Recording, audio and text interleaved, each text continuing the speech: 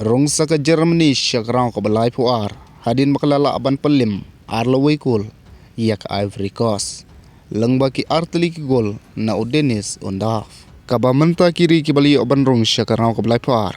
Kide lai Tylli ka USA bat Mexico Germany.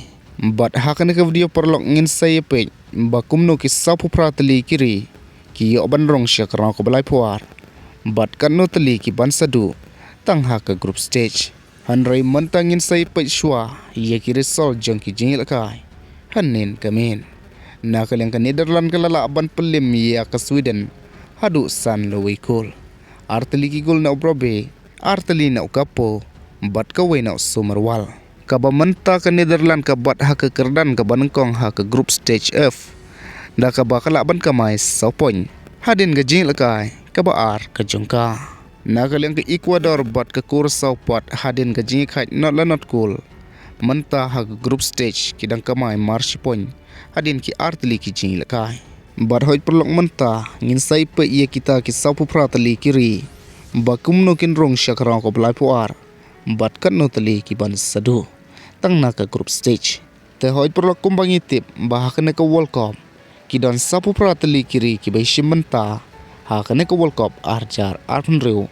Ia ki bala pihak ru ia ki haki kat Tylli ki group stage. Kata na ka group A hadu ke group L. Naka wei pakawai ke group ki don South Tylli ki tim. Bat ki jingil kai jong kiru mar laisin. Tena kini ki kat Tylli ki group stage.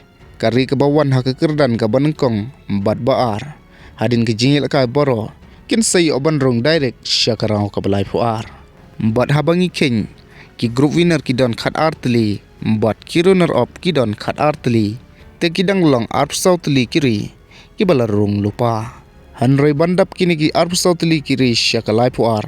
Dan kam sapra Tylli kiri. Ki ban qualify syakarang ke balai puar. Bat kumno lashim ya kita ki pra Tylli. Nabarok ki group stage ki bawan haka third place. Ki don kat Tylli.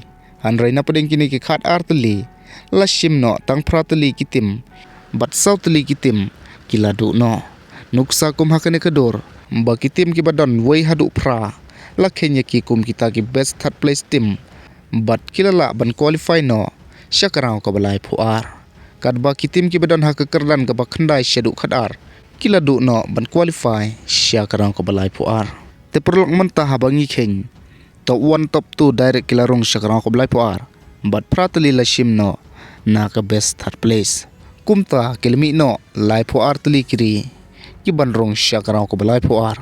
Bat na ki sapu pra Tylli kiri pan. Minus lai puar. Kin sasa no satang kan riu Tylli kiri.